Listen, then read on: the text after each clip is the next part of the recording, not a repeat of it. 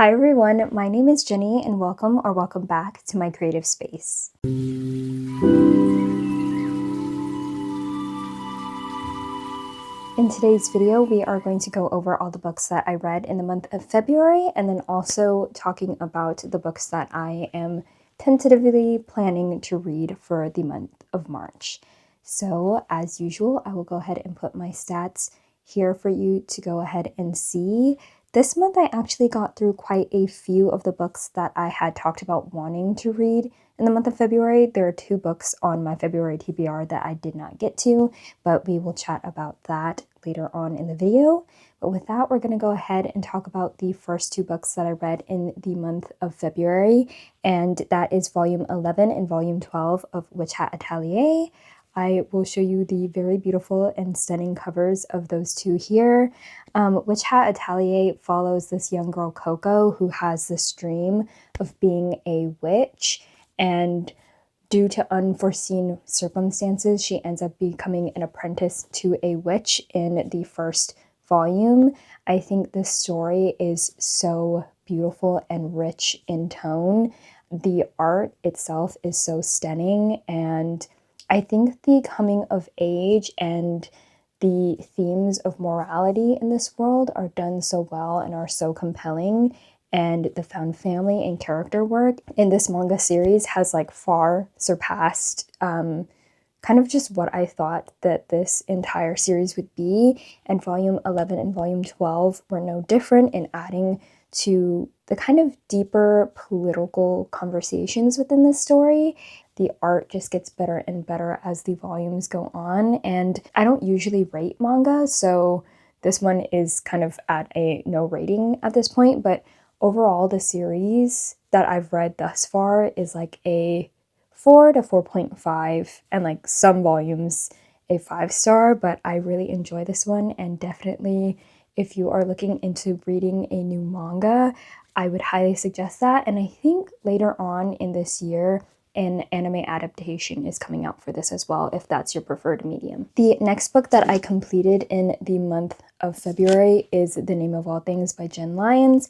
I kind of spoke about this a little bit in my January wrap-up and February TBR, and my feelings about this, I think I ended up rating it a 3.5 star.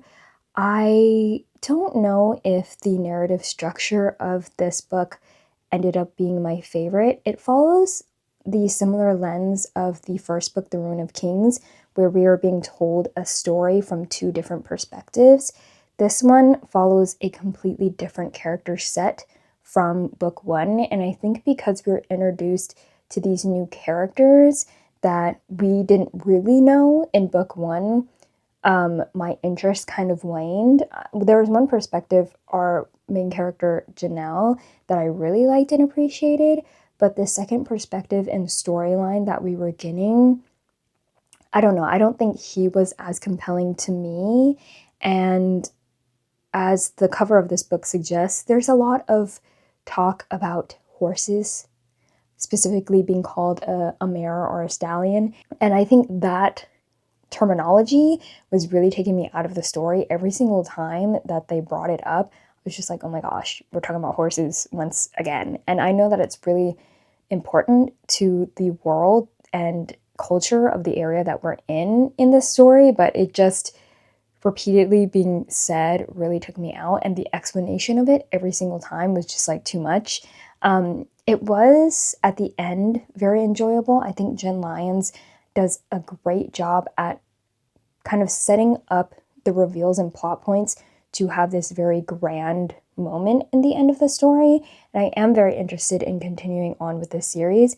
It's just one of those books where I'm like, if you're not as invested with the characters and you're hoping to continue with the storyline of the main characters in book 1, I think that was what was lacking for me, because I was expecting to see more of Kieran rather than a new set of characters. But hopefully the follow-up book kind of wraps up the characters that from book 1 and book 2, and I have a better time and more enjoyment in book 3 than I did on this one. The next book that I have is Between Friends and Lovers by Charlene Uobi. This one I did a complete reading vlog with that, so I'll go ahead and link that below for you to watch if you want more in-depth thoughts. But that was a 5-star read for me, my first 5-star for February. It kind of reminds me a little bit of what I like with Abby Jimenez, where we talk about these deeper kind of emotional struggles that our characters go through, but also having this romance breathe a breath of fresh air into the characters' lives. I think Shirlene did a really good job in exploring that. I will say, if you are planning to pick it up, please do know that this character goes through a lot of trauma with kind of the lack of her mother figure being in her life, and the kind of trauma of her mother coming in and out and really disrupting and causing a lot of stress to her. So do check those trigger warnings. But to me, it was a fantastic romance read, and I really loved the romantic lead in this one and just how sweet and good the communication was in this. Fantastic, loved it, and I am very happy that one of the books that I had in my 25 for 25 was a smash hit. In that same vlog, I also read Redemptor by Jordan E. Flecko. That one was the final book in the Raybearer duology. I don't know if it has a specific name besides that, but it is the follow-up to Raybearer that follows Terry Sai and the very rich world in there I enjoyed. I will say, because it is a duology, I feel like there were some plot points in Redemptor that, I don't know, I think I wanted more time to sit in this discussions with certain plots about political upheaval and opposing opinions within the inner circle that they had in that book. But I do understand why we kind of went through those plot points a little quicker, because it does read a little bit younger on the YA scale. But I think Jordan E. Flecko did such a good job with expanding the found family storyline that was set up in book 1. I really enjoy Jordan's writing and how lush and descriptive the world is.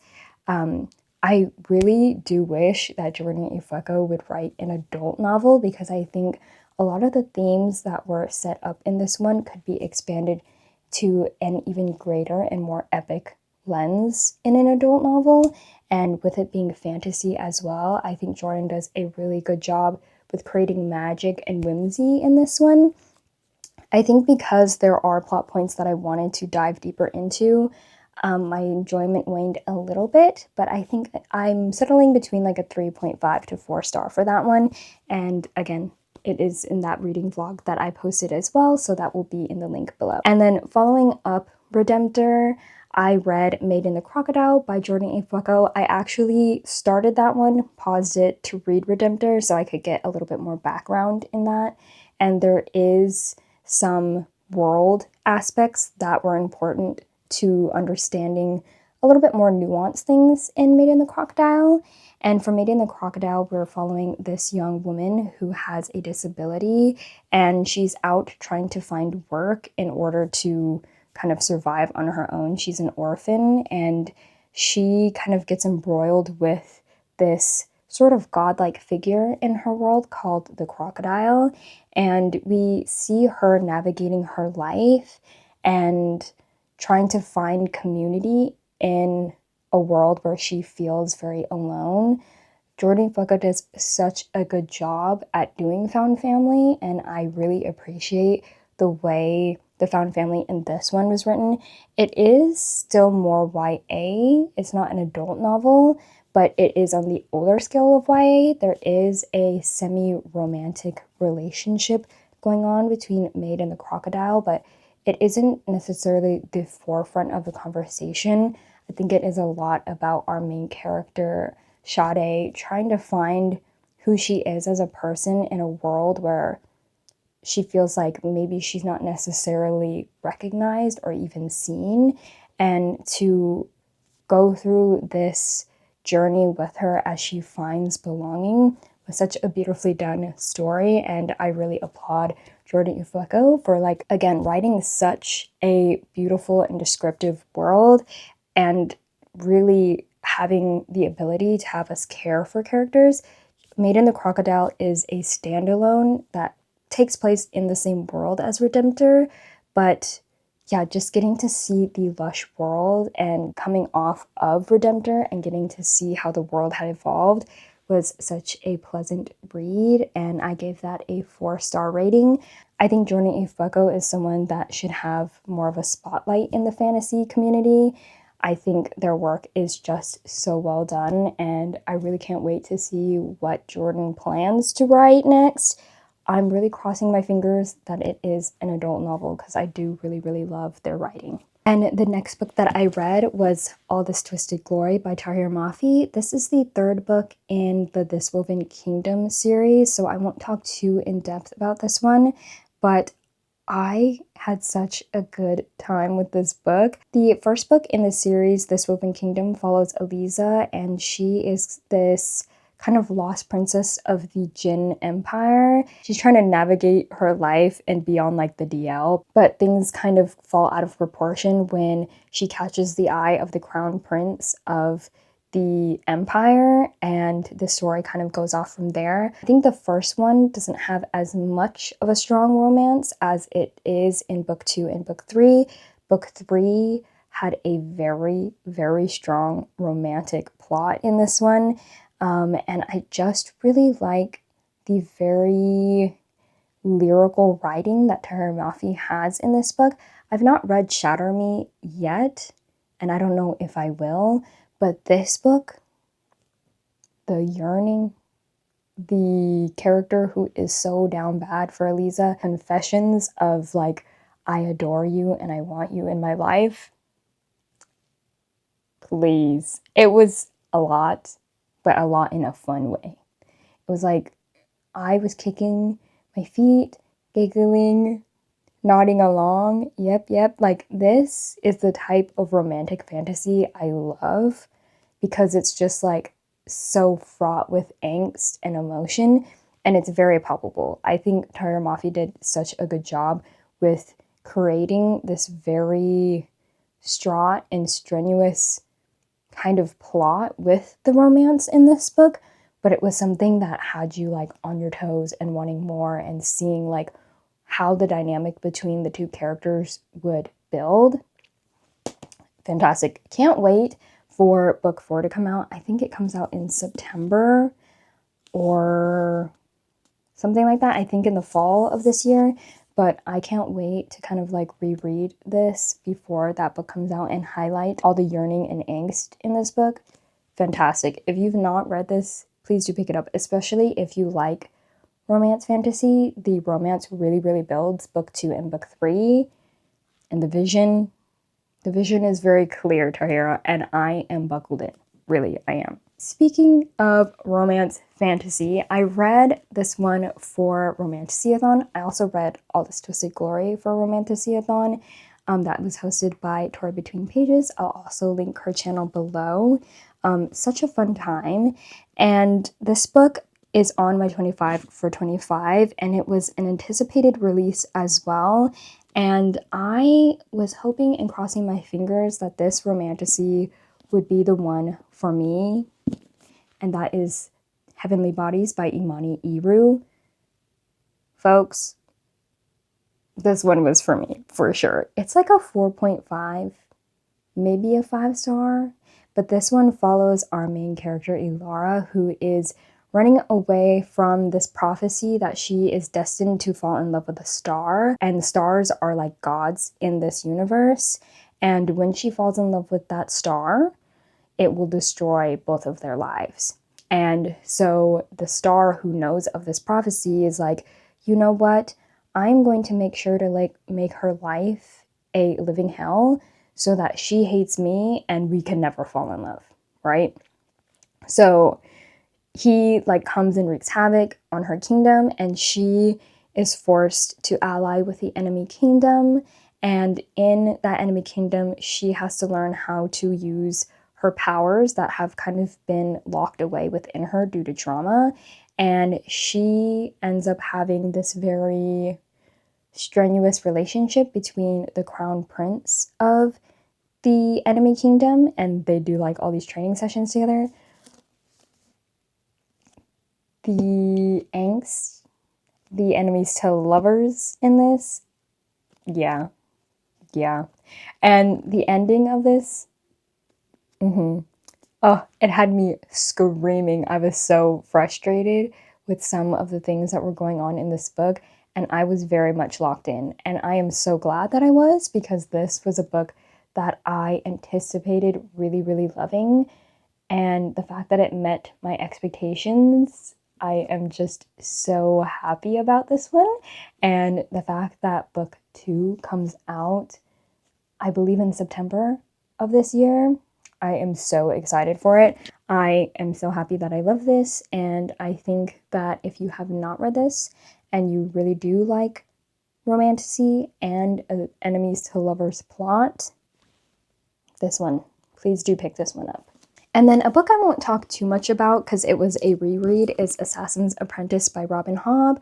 I did a whole spoiler-filled vlog that I will link below as well to celebrate my 1 year of making videos on YouTube, and it was just such a beautiful time getting to reread this story and annotate and kind of call back to things that I know happens later on. In that vlog, I don't talk about any of other books besides this one, but it was such a nice time getting to be back with Robin Hobb and her writing, and it really, really solidified why she is a favorite author for me.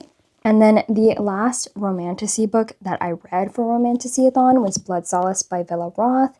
This one is the second book in the Blood Gray series?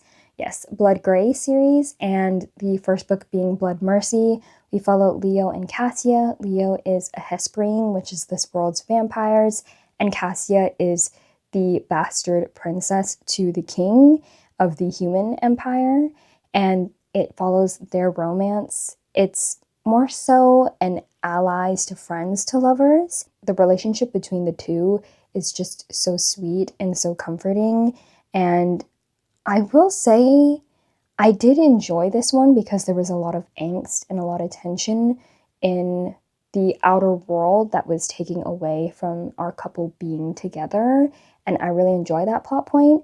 But there is a little bit of a iffy thing for me in that the plot, especially with the Hesperines, they seem a little bit too peaceful and too perfect. I do want a little bit more tension in this series, but knowing the direction of how this series is going, I know that this much more is a palate cleanser read for me. So I think I will continue reading this series, but I don't know if I'll purchase any more of the physical copies than the ones that I already own. I did have an enjoyable time because this book had a lot of angst with our main character Leo, and seeing that poor boy go through all that he was going through on an emotional level was just like kind of heart-wrenching, if I'm honest. This is a 4-star read for me, and I'm so glad that I finally got back to being in this world. I really do like what Villa Roth was doing in here, but I do wish there was a little bit more tension in regards to the plot points with the politics. And next read that I read was based off of a recommendation from Erin from Booked and Busy. I will link her channel below. If you've not checked out Erin, what are you doing? I think she does such an amazing job recommending books. So when she was kicking her feet, raving about how amazing this book was, I was like, okay, well, I have to pick it up. So I got a copy from my local library, and that is Unsteady by Peyton Corinne. This is a hockey figure skater romance. I've never read a hockey figure skater romance. I know there's some like Icebreaker or something like that that's really popular, but I don't know if I want to read that one. But this, Unsteady, follows our two main characters, Sadie and Reese. Sadie is a figure skater, and she is going through some emotional things with having to take care of her two younger brothers, and our main character, Reese, is a hockey player, and he's dealing with trauma from an injury that he experienced, I believe, last hockey season. They coincidentally meet at the ice rink one morning when Sadie sees Reese having a panic attack on the ice, and so they create a tenuous friendship, and they already are kind of attracted to each other in the beginning, but as their friendship grows, and so does their romantic interest in one another, but they kind of had these circumstances where one of them is like, I'm not sure if I'm ready to have an emotional relationship like that. And so we kind of follow the tension, the back and forth between these two. I really enjoyed this book, and I think the author did such a good job with building out both of their characters and the separate traumas that they're experiencing, but also being able to bring levity and joy within the story that honestly was quite emotional. Getting to see our main character Sadie basically almost be like a single mother to her brothers, and then also seeing our main character Reese go through his PTSD and struggle through that, but also have this levity between the two, but not only building out these two main characters really well and having the readers understand who they are as people, but also building out the side characters really well. I think Reese's parents specifically were built very well. They felt like very real people to me. And then also Sadie's younger brothers, they weren't just these like annoying kids in the plot. Like they genuinely had a lot of character and a lot of heart to them. And I really enjoyed this almost found family that Peyton built outside of just the romantic relationship that was being brought to the forefront of the story. Fantastic character work. I am so excited to read the second book in this kind of companion romance novel series. Thank you to Erin for putting me on. It was a 5-star read. I know, 2 5 stars in a month. Who am I? Really, I struck gold with that one. And I really, really, really love that book. And yeah, the more that I think about it, I'm like, wow, I should probably buy myself a physical copy, to be honest. It was just so well done. It is one of those romances that has a heavier personal plot point. It delves quite deeply into the trauma of these two characters, and at times can be quite triggering. Even to me reading it, I was like, wow, this is very, very emotional to me. So I had to pause a few times within reading it, but oh my gosh, it really got me in the heartstrings. And I don't see that many people talking about this book. If you are in the market for a more emotionally deep romance, do check out Unsteady, and also do check out Between Friends and Lovers. Those two kind of have the same like emotional level to them, in my opinion. And then the last book that I read for the month of February was The Art of Prophecy by Wesley Chu. This one was a buddy read that I had with one of my besties, Hanan. If you're watching, Hanan, hello. I think, unfortunately, this book did not work for me. Art of Prophecy kind of follows this prophecy, what would you know, about this young boy who is to be the prophesied savior of the kingdom from this very big bad god king. And our main character Taishi goes to visit him at his training grounds to see like what the young prophesied hero has to offer. She's very disappointed to see who the young man is, because she's like, this kid could not fight in a real battle and win because he is just lacking so much in skill. And so she takes it upon herself to be his instructor and his mentor to help him become the type of warrior he needs to be in order to take down the God King.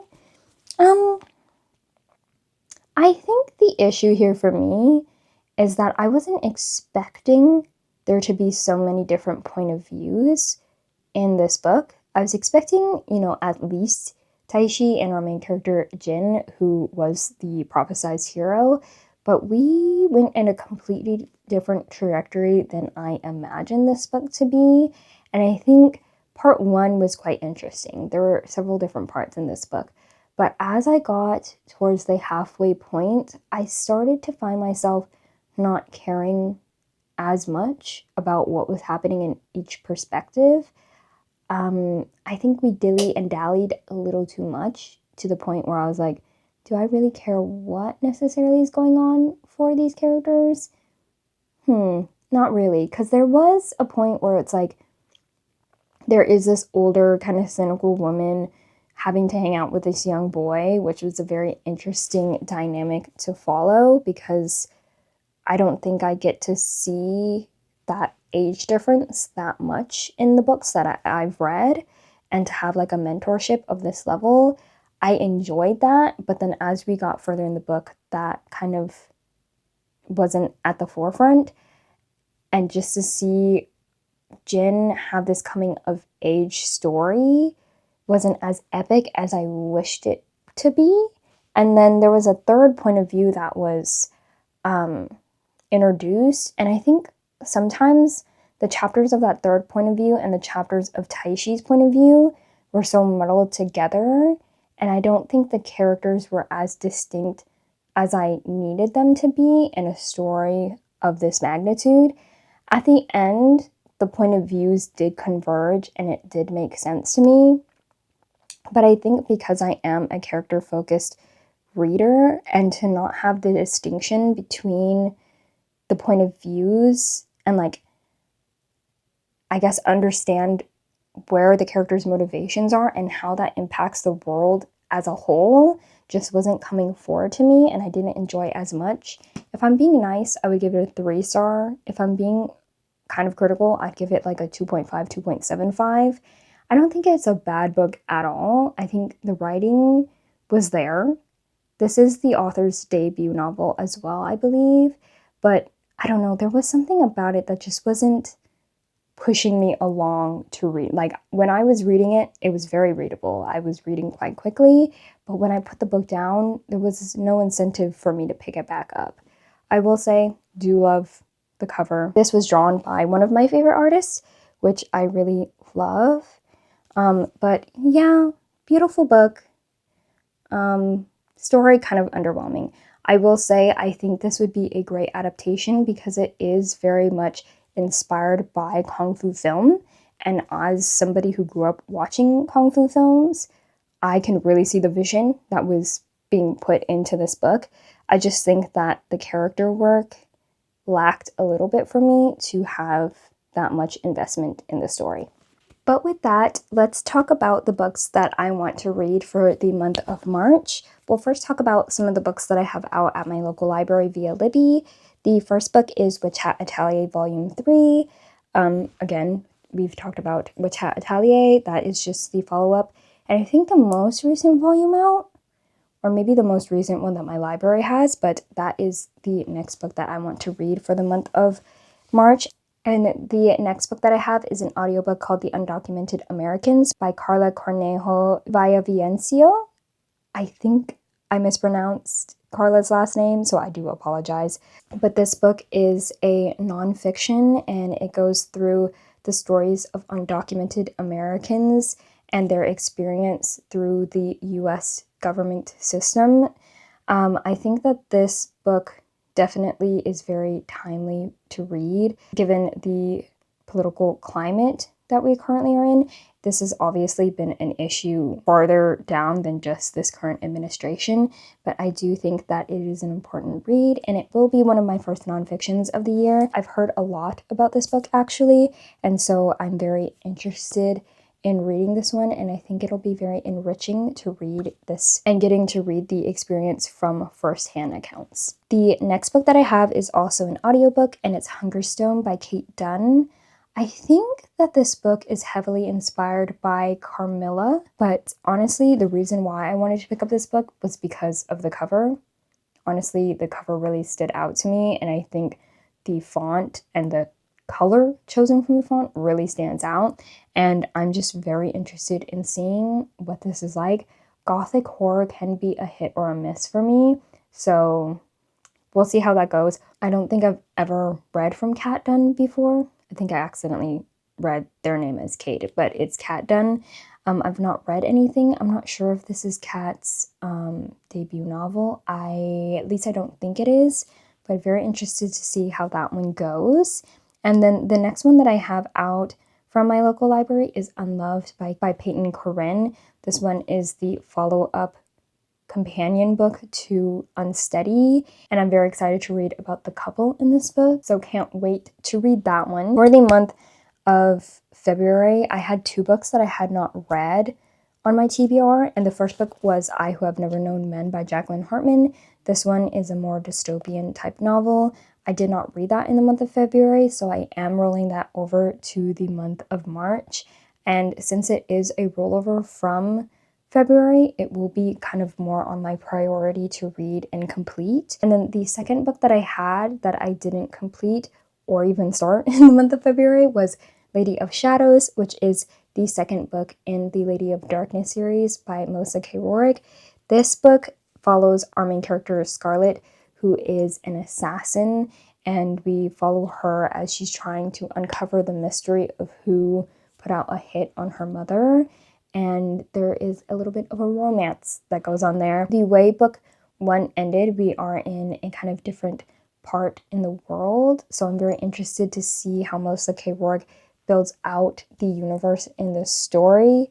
And I'm also interested to see if Melissa K. Roerick can convince me of the love story that was built in book one. I wasn't the biggest fan of the love dynamic going on in book one, but I am hoping that book two convinces me why the main character and her love interest should be together. I do also have book three, Lady of Ashes, on my March TBR, and I'm really hoping that that isn't something that causes issue in my level of enjoyment for this series.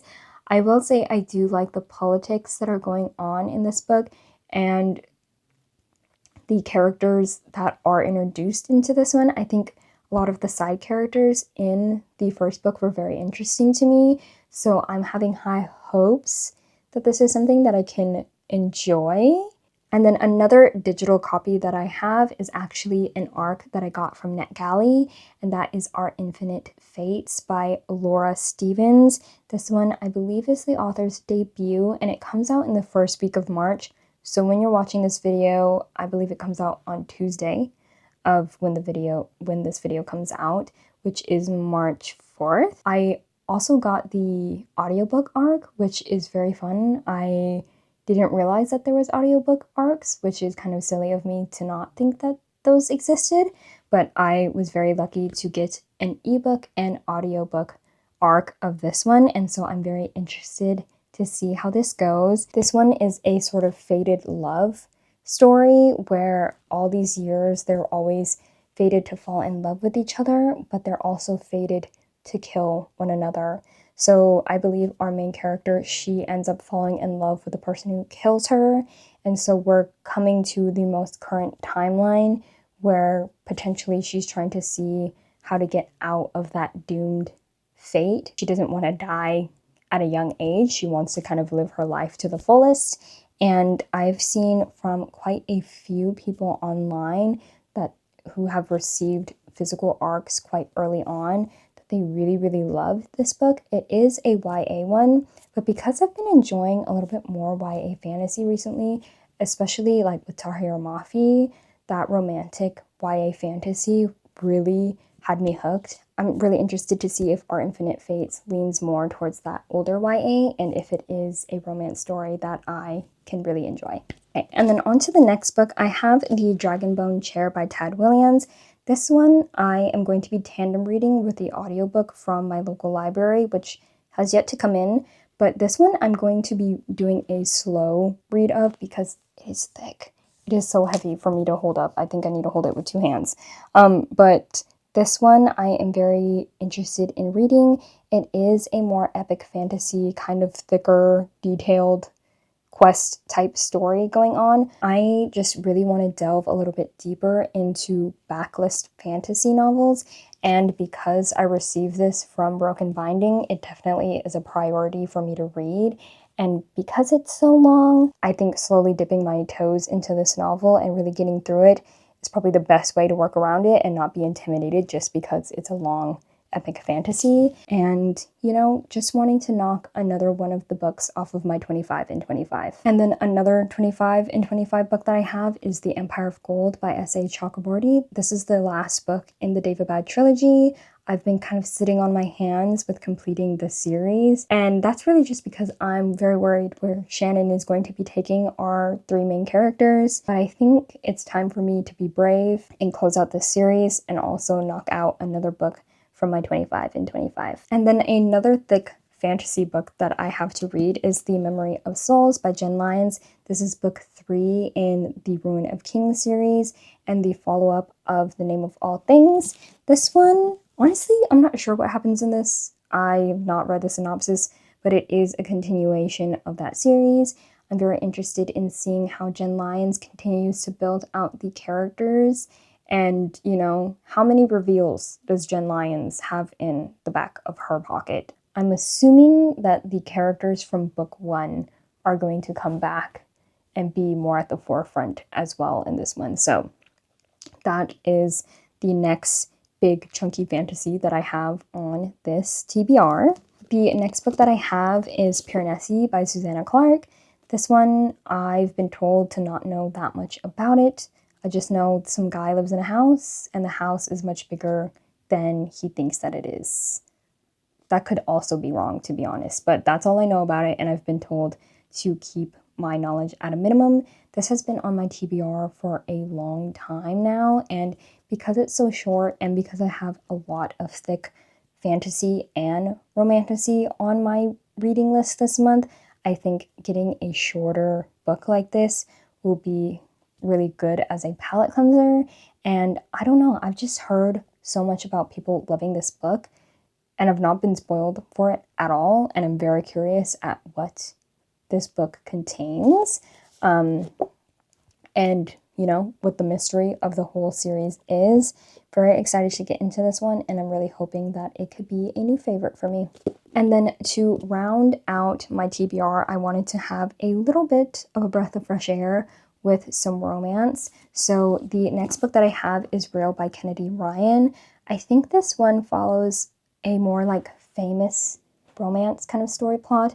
I think our main male character is a movie director, and then our main female character, she is casted in this film, and she's the main actress in this, and they kind of slowly fall in love with each other, but they're kind of fighting their attraction to each other because they want to, you know, not have that sort of scandal on set, because I think the director himself had a previous scandal where he dated the star of his movie and things didn't go too well.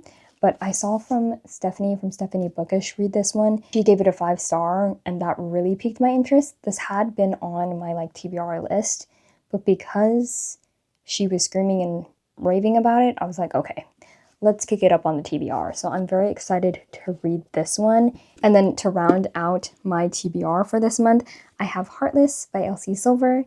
This one is a single dad nanny romance. This has been highly recommended to me by both Stephanie from Stephanie Bookish and Erin from Booked and Busy. Because I said that I liked Caught Up by Liz Tomford, that one is a single dad nanny romance, and I really enjoyed the character work in that. I have read from Elsie Silver before. I read book 1 in the Chestnut Springs series, which I think is it Flawless is that one? That one was good. I enjoyed it, and it wasn't like a favorite of all time, but from all of the people that I know that has read the Chestnut Springs series, they say wait until you read Heartless, because Heartless is like the creme de la creme of the entire Chestnut Springs series. So I'm very excited to read this one, and I'm very much anticipating that this one could be a very silly, goofy time, and I can have a lot of fun with this. But yeah, those are all the books that I've read for the month of February, and all the books that I'm interested in reading in the month of March. If you've made it this far, I would love to know what were your favorite reads in the month of February, and what book you are highly anticipating for the month of March. Something that is on your TBR or something that is coming out this month, I would love to know. But if you've made it this far and don't have anything else to say, let's put some little elephant emojis in the comment section for The Memory of Souls by Jen Lyon. I would love to see you there. But with that, this is going to be the end of the video. I hope you enjoyed, and I will see you in the next one. Bye!